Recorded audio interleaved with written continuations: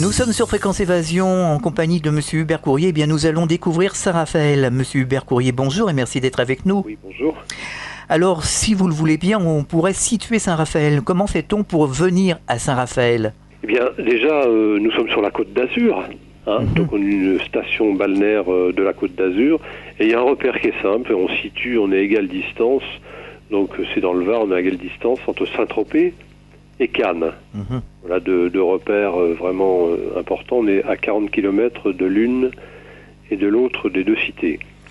Alors, quelle est l'histoire de Saint-Raphaël? Alors, l'histoire de Saint-Raphaël, je vais vous donner, on va pas remonter trop loin dans le temps, si je puis dire, mais je vais vous donner un peu l'histoire moderne, l'histoire qui a fait que Saint-Raphaël est devenu une station balnéaire moderne, quoi.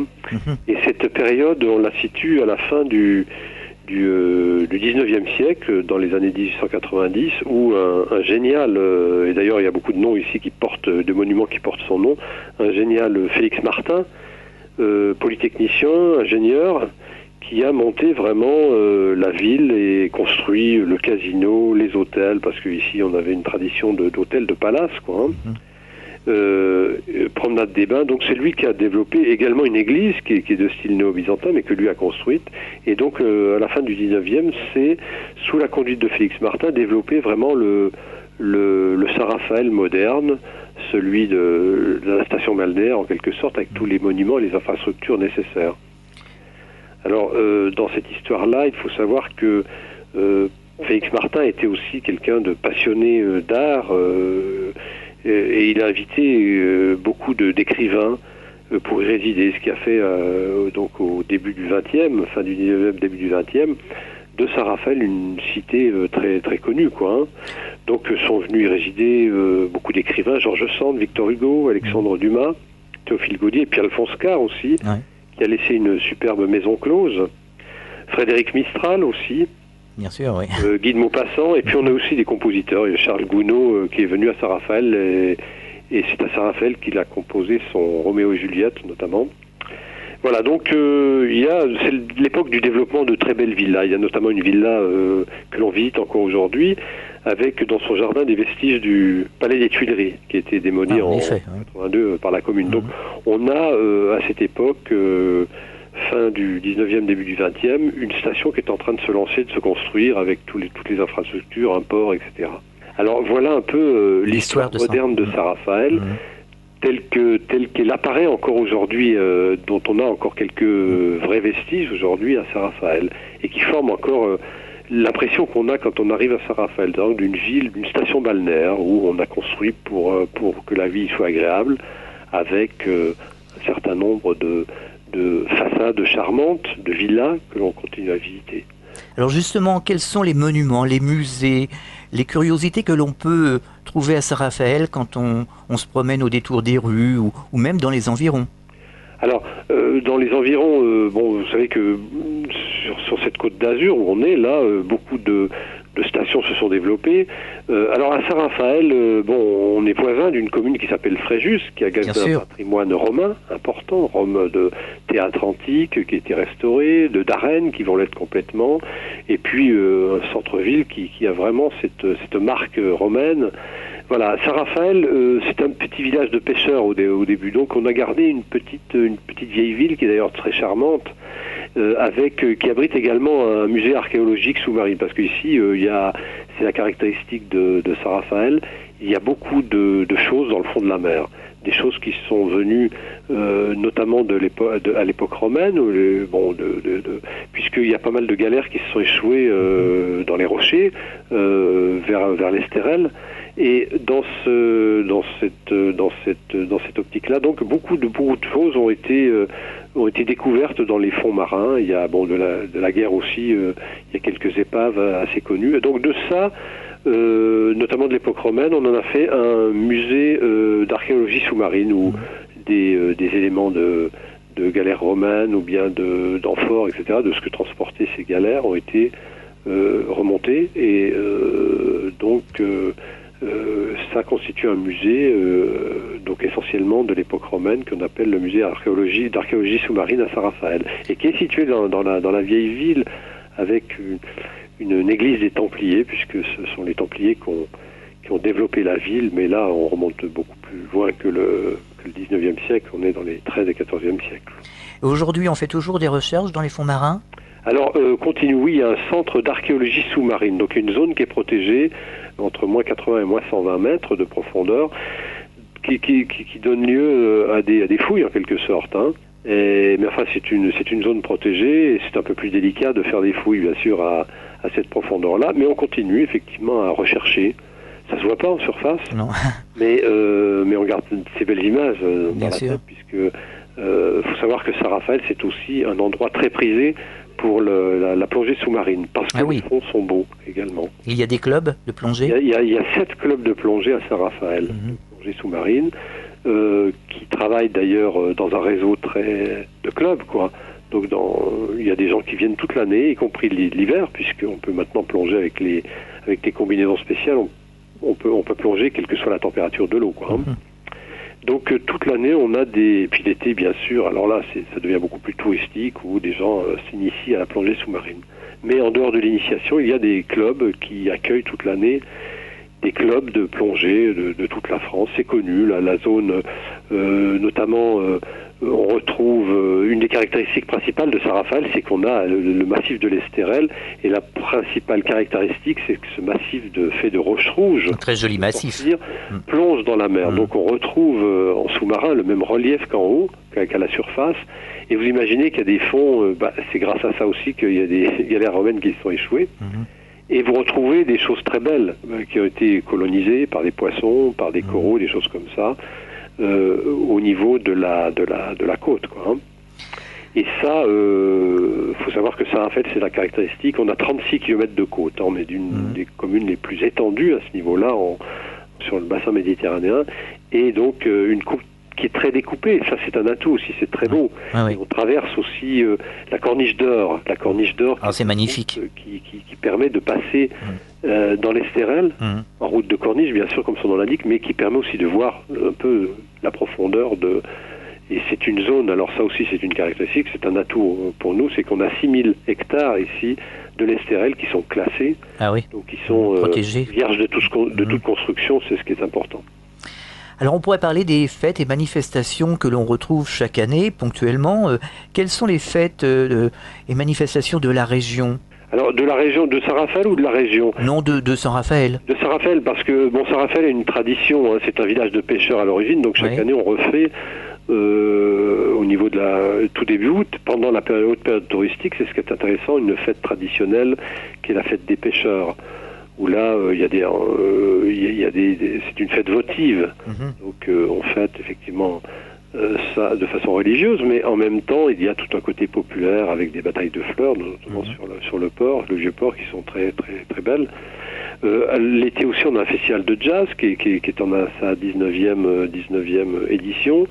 L'été on a aussi des manifestations d'automobiles, des choses comme ça, anciennes. Et un programme d'animation certes intéressant, mais la force de Saint-Raphaël, c'est quand même que c'est une ville qui vit vraiment toute l'année. C'est-à-dire que les plus grosses fêtes, j'allais dire, sont pas pendant la période dite touristique, juillet, août notamment, mais sont toute l'année. On développe notamment une fête des Lumières qui est devenue une institution, pendant un mois où la ville bénéficie d'un plan d'éclairage en lumière et beaucoup de théâtres de rue. On en a fait une force de la ville, c'est la plus grande fête maintenant de Saint-Raphaël. On développe aussi maintenant 3 semaines d'animation avec 3 week-ends de suite en février sur le mimosa. Le mimosa qui est une fleur qui nous a fait le plaisir de fleurir en plein hiver, au moment où il fait le plus froid finalement, février. Et c'est l'occasion, alors ça c'est quelque chose qui était ressorti, qui existait, il y a un corso qui se fait depuis 150 ans ici à Saint-Raphaël, et on a créé autour de ça des manifestations plus modernes, j'allais dire, avec un salon sur le mimosa consacré à mimosa et ses dérivés, puis peut-être d'autres, des carnavals de nuit notamment qui n'existaient pas avant, et puis bien sûr le corso fleuri. En plus, on incite aussi en animation aux gens à sortir de Saint-Raphaël et d'aller voir le mimosa là où il est, c'est-à-dire dans le massif de l'Estérel, du Tanneron. Et également, on monte jusqu'aux parfumeries de Grasse, puisque mimosa est utilisé, surtout est cultivé pour les parfums. Dans des endroits pour permettre de créer des essences et des extraits de parfums, quoi. La caractéristique de Saint-Raphaël, c'est que c'est le bien-être c'est-à-dire qu'il fait bon vivre à Saint-Raphaël. Hein. On peut décrire la station comme ça. Saint-Raphaël, c'est un endroit où vraiment il fait bon vivre. D'ailleurs, on est la ville qui a été plébiscitée numéro 1 devant Biarritz, devant Cannes, dans les villes de cette ordre de bord de mer, pour passer la retraite. C'est-à-dire qu'on est ici, et c'est une des caractéristiques, il y a de plus en plus de gens qui viennent s'installer pour la retraite. S'installer définitivement. Alors ça fait une sorte de tourisme, un tourisme de tout, qui est un tourisme de toute l'année maintenant. Hein. Alors est-ce qu'il y a des spécialités sur Saint-Raphaël ? Alors les spécialités sont, on attribue d'ailleurs à Saint-Raphaël la recette de la bouillabaisse, puisque c'est à l'origine un village de pêcheurs, donc beaucoup de choses tournent autour du poisson. On a une spécialité, bien sûr à Marseille, on vous dira que c'est à Marseille qu'est née la bouillabaisse, et nous, à Saint-Raphaël, historiquement, il est vrai que la bouillabaisse était la première recette de bouillabaisse connue est venue de Saint-Raphaël. Donc voilà, quelque chose de populaire et de haut de gamme en même temps, parce que faut savoir que manger du bon poisson, maintenant, du poisson de haute mer, hein, ça devient quelque chose de rare. C'est clair, c'est vrai. Donc la bouillabaisse, le poisson, ça prend toute son importance dans l'alimentation, dans le bien-être, etc. Bon, on a aussi en spécialité, on n'a pas de grande spécialité culinaire. Hein, la cuisine provençale. La cuisine provençale, bien sûr. La cuisine provençale, bien sûr, on fait ici l'aïoli facilement, des choses, mais qui sont spécifiques à la Provence, bien plus et pas spécialement à Saint-Raphaël. Mais enfin, on mange bien, il y a beaucoup de bons restaurants, ça c'est bien. On a à Saint-Raphaël. Alors une des caractéristiques aussi, c'est que, je vous le disais tout à l'heure, c'est que Saint-Raphaël accueille des gens beaucoup l'hiver. Et ça vous donne un peu, pour décrire un peu la ville, il faut savoir que quand je vous dis ça, ça joue sur un nombre de lits assez important, puisque Saint-Raphaël, c'est la 4e ville en capacité touristique, la 5e ville de la région PACA. Justement, quelles sont les capacités d'hébergement ? Alors, les capacités d'hébergement ici, elles sont assez importantes. Alors bon, vous savez qu'en capacité touristique, on mélange ce qui est marchand et non marchand. Et la capacité en nombre de lits, elle est de 120 000 lits touristiques à Saint-Raphaël. Donc, quand même, oui. C'est important. Mais oui, parce que Saint-Raphaël, si vous voulez, c'est 36 km de côte, et en même temps, vous avez plusieurs Saint-Raphaël. Vous avez Saint-Raphaël le centre, avec son port. Vous avez après Boulouris, qui est connu. Vous avez Valescure, qui est aussi connu. Vous avez Aguet, vous avez Antéor, Le Treillat, Dramont. Tout ça sont des quartiers étalés sur le long du bord de mer qui forment Saint-Raphaël. Donc avec des caractéristiques toutes propres, notamment Antéor et Aguet qui sont vraiment au pied de l'Estérel et qui donnent des images extraordinaires, quoi. Et puis Boulouris, Valescure qui sont vraiment des villes qui sont complètement développées avec le tourisme moderne, j'allais dire. Et tout ça forme plusieurs Saint-Raphaël, et c'est pour ça qu'on arrive à une capacité assez importante de 120 000 lits touristiques, et on représente exactement 13% de la capacité d'hébergement du département du Var, qui est quand même le premier département touristique français, quoi. Donc ça se répartit en hôtels, Alors il y a une capacité, j'ai les chiffres, hein, on a à peu près 5 000 lits d'hôtels. On a 20 000 lits à peu près de résidences de tourisme, ici c'est très développé. Donc ce sont des sortes de villages, de grandes villes dans la ville en quelque sorte, avec des loisirs intégrés. Et puis surtout le gros, on a beaucoup aussi d'emplacements de camping, mais qui sont devenus maintenant du mobil-home, hein, du HLL comme on dit. L'agro, 70% de ces lits touristiques, c'est de la résidence secondaire, parce qu'il faut savoir que dans la capacité d'accueil, on compte non pas simplement le tourisme marchand, comme on dit, hein, mais le tourisme non marchand qui est les gens qui viennent ou qui relouent ou qui reprêtent leurs biens pour accueillir d'autres personnes. D'accord.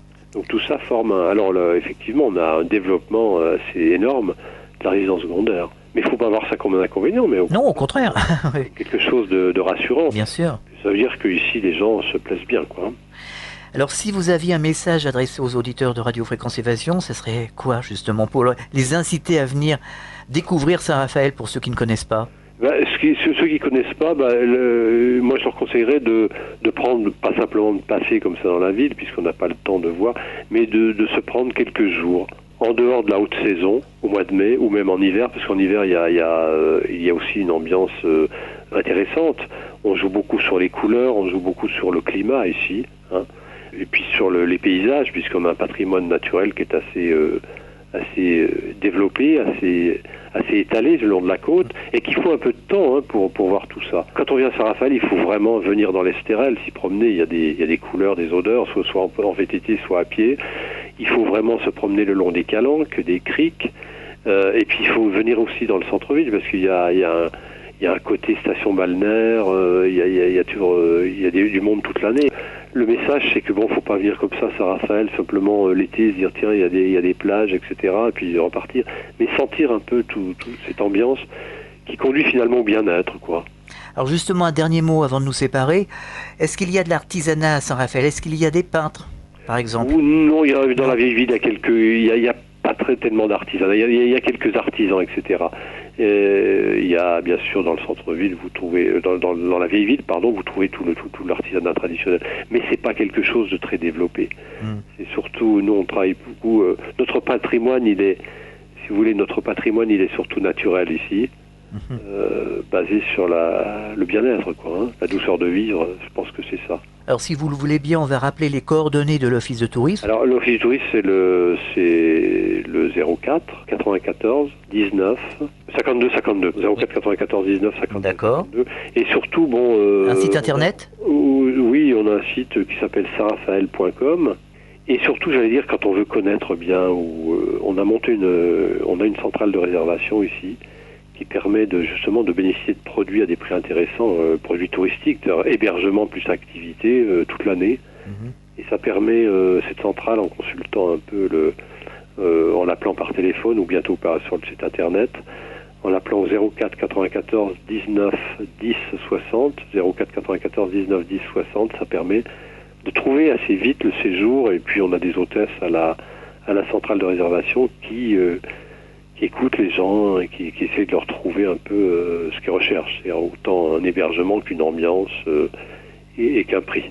Monsieur Hubert Courrier, merci d'avoir participé à cette émission sur Fréquence Évasion. Au revoir, à bientôt. Je vous remercie, au revoir. Et bon séjour à Saint-Raphaël, j'espère. Vous écoutez Fréquence Évasion partout dans le Grand Sud, entre Menton et Toulouse, et sur la Côte d'Azur. À très bientôt pour un autre rendez-vous.